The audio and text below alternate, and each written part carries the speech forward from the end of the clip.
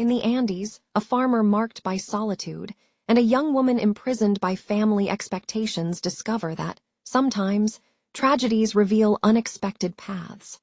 Between mountains and promises to the wind, their fates intersect, and nothing will ever be the same again. The orange sky cast its last lights over the potato fields as Mateo Rojas adjusted his worn-out straw hat and contemplated the day's harvest. His calloused hands, marked by scars of hard work, rested on the hose handle like old friends.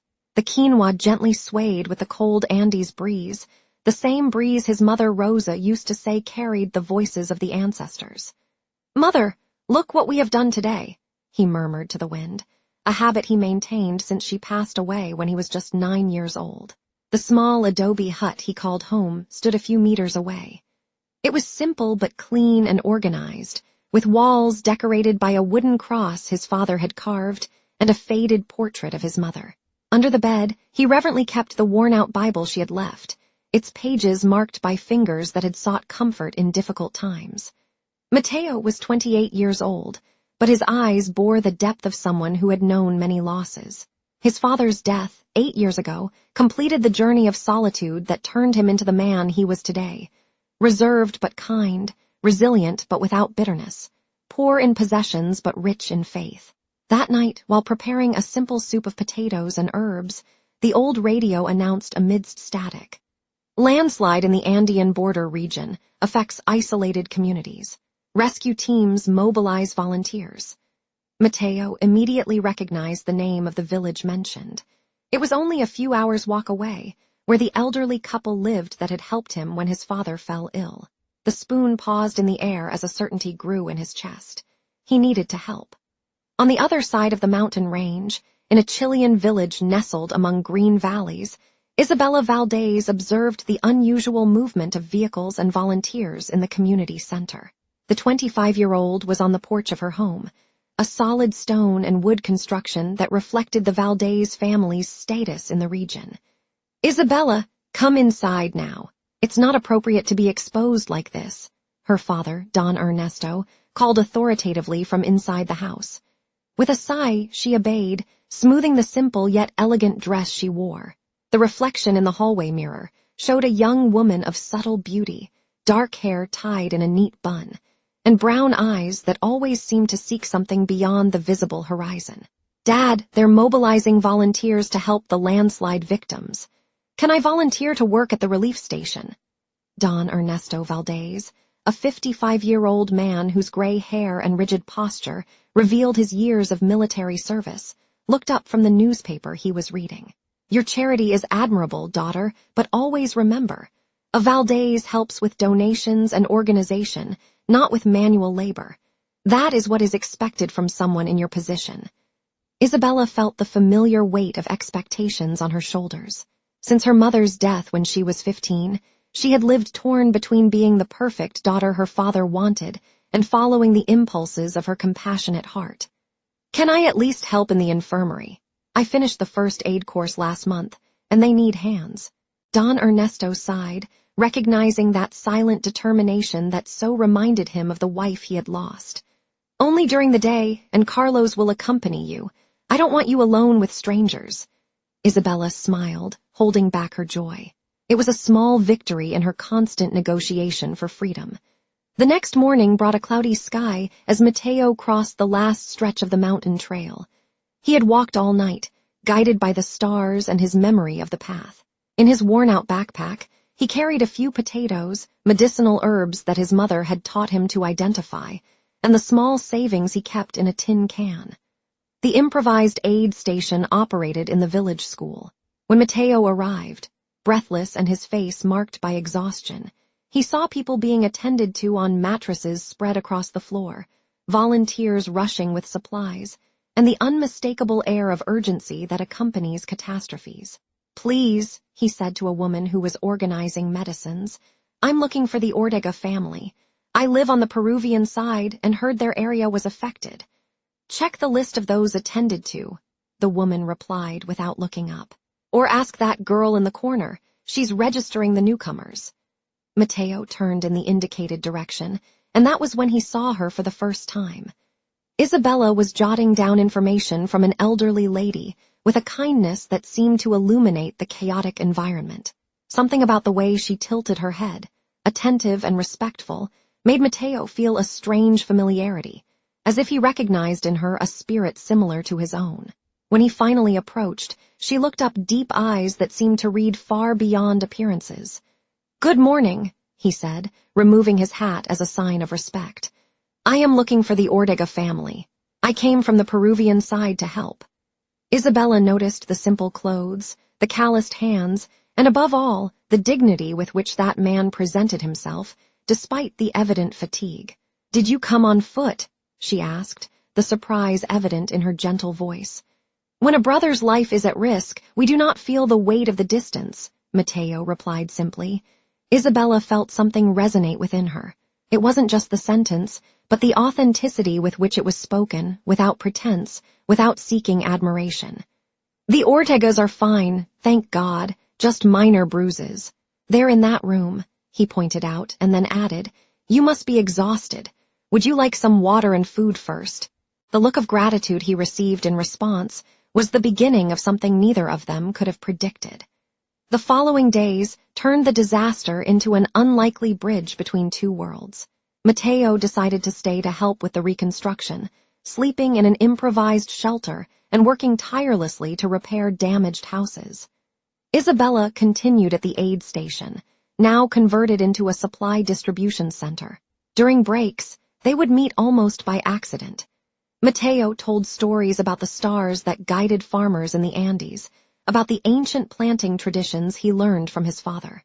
Isabella shared books she loved, talked about the children she taught in catechism, and the dreams she held for herself. "I've never seen anyone talk about potatoes with so much love," laughed Isabella one afternoon while helping to organize donations. "It's just that for us, the land is not just something that produces food," Mateo explained, his eyes shining. "It's an extension of our own life. Every potato harvested carries a bit of our history, of our dedication." "I would like to see that someday," she replied, almost in a whisper. The meetings became more frequent and intentional. One afternoon, they walked to the Bridge of Winds, a wooden passage over a gorge that connected two valleys. The constant wind that gave the place its name seemed to carry the words beyond time. "My father expects me to marry someone worthy of the Valdez name," Isabella confessed, looking at the horizon where the mountains touched the sky. "Sometimes I feel like I live in a golden cage, beautiful yet still a cage." Mateo watched her in silence, admiring how the wind played with loose strands of her hair. "Do you know what my mother used to say? That we are like seeds.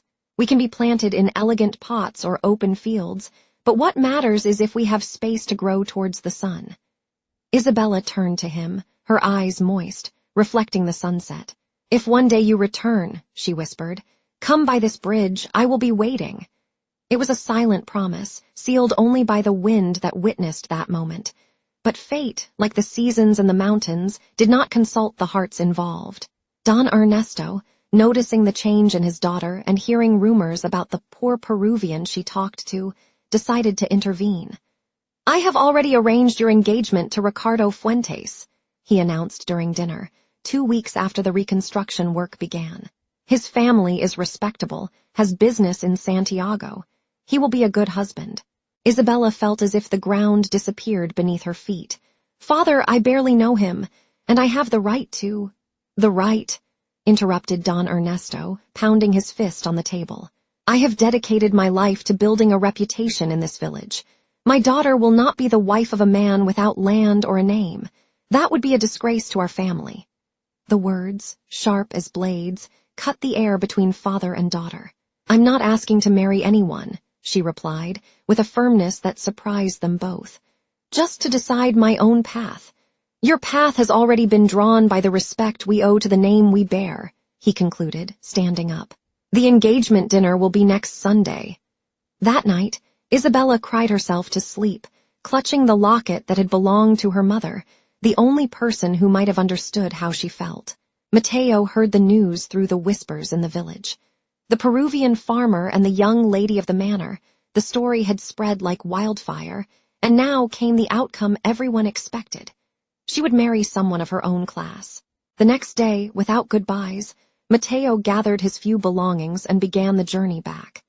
Each step felt heavier than the last, as if he were carrying not only his body, but also dreams he hadn't even realized he had nurtured. God never abandons us, he repeated to himself, recalling his mother's words, even when we don't understand his ways. As he crossed the Bridge of Winds for the last time, he stopped in the middle and looked back, engraving in his memory the valley, the distant village, and the promise that the wind had carried away. The months that followed were empty for both of them. Isabella, pressured by her father and tradition, accepted the engagement to Ricardo, an educated and successful man, but for whom she felt nothing more than distant cordiality. Wedding preparations filled her days, while nights were occupied with silent prayers for a sign, a direction. In Peru, Matteo returned to the solitary rhythm of his life. The work in the fields, the silent nights, the occasional company of distant neighbors. But something had changed. After meeting Isabella, the silence seemed heavier, the loneliness deeper. One night, while reading one of his mother's favorite psalms by candlelight, Matteo felt a certainty growing in his chest, clear and strong like the sun rising over the mountains. He had to go back, not to interfere in the life she had chosen, but to say what he hadn't had the courage to before, that he loved her, and that he would carry this love with him forever. The next morning, with the determination of someone who has nothing to lose, he prepared for the journey. In his backpack, besides the essentials, he placed his mother's Bible and a small silver ring he kept as a family heirloom. A simple yet historically rich object that his grandfather had given to his grandmother during a time of great scarcity. Crossing the Andes was more difficult this time. Winter was approaching, bringing early snow and temperatures that froze even his thoughts. Nights in the open, improvised shelters in caves, food rationing, every obstacle overcome was a testament to his resolve. In moments of discouragement, he remembered his mother's words. "Son, true love always finds a way, because God is the one who guides our steps." After 5 days of exhausting hiking, he finally saw the village in the valley. He was thinner, unshaven, and had exhaustion marks on his face, but his eyes shone with a quiet certainty. He went straight to the Bridge of Winds. The wind was strong that evening, and the sky was heavy with clouds that promised rain. For a moment, he felt foolish. Why would he expect her to remember a promise made in a moment of emotion, months ago? That's when he saw her, walking slowly towards him, wrapped in a blue shawl that danced in the wind. Matteo's heart raced, and the world seemed to stop its rotation. "You came back," said Isabella, with tears in her eyes and a trembling voice. "I promised," Matteo replied, feeling every word like a prayer. "And when God promises, he fulfills through us." With hands that trembled slightly, he took the silver ring from his pocket. "I'm not here to ask for anything that can't be freely given," he continued. "Just to say that, in all my life, I've never met anyone like you, and if God allows, I'll wait as long as necessary." Isabella reached out to touch the ring, when movement at the beginning of the bridge caught both their attention. Don Ernesto was walking towards them, his expression unreadable.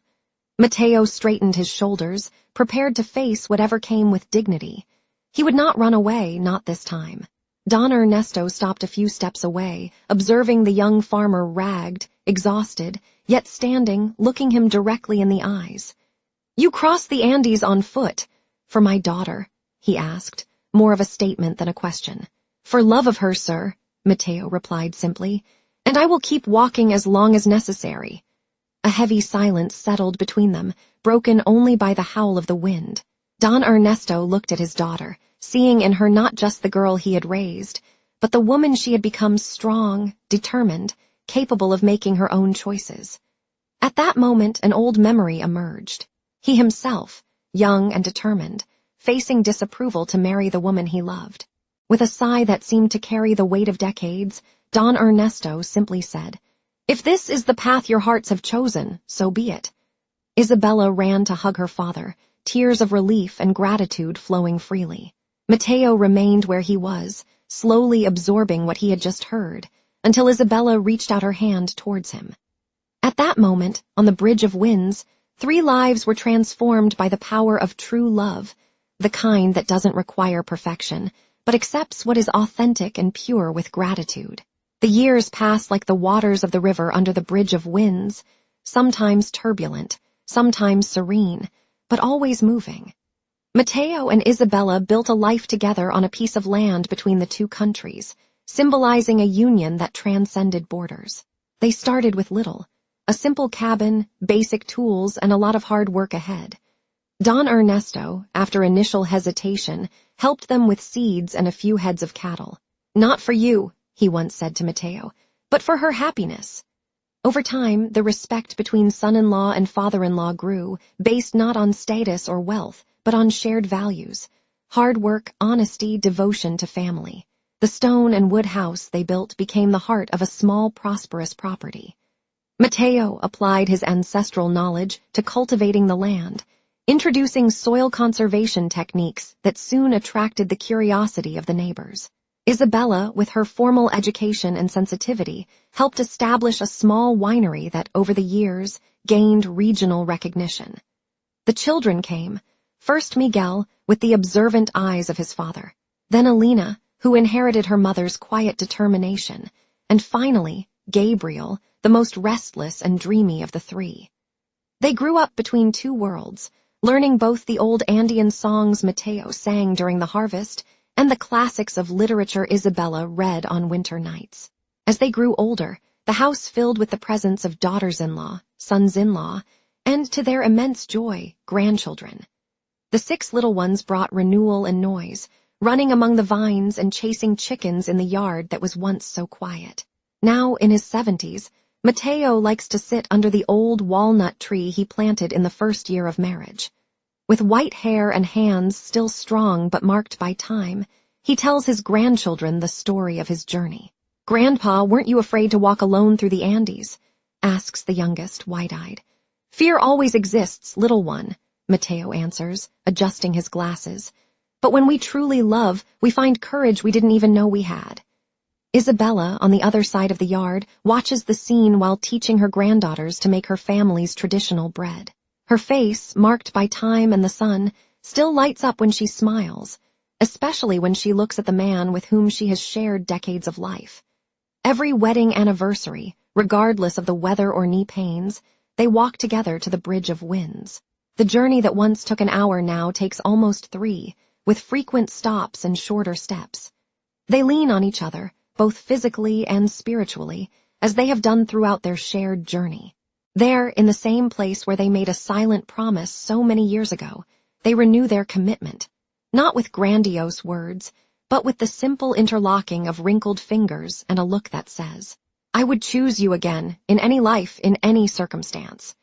The legacy they leave for their descendants lies not only in the cultivated lands or the award-winning wines, but in the silent lessons of perseverance, faith, and unconditional love. Their children and grandchildren carry with them the certainty that the greatest riches cannot be counted in coins, but in moments of true connection. And whenever someone asks the secret to so many years together, Isabella smiles that smile which first captivated Mateo, and responds with simplicity. "It was God who wrote our story. We just followed the steps he laid before us." The wind on the bridge continues to blow, carrying this story to future generations, a reminder that true love, like the Andes Mountains, stands firm in the face of any storm.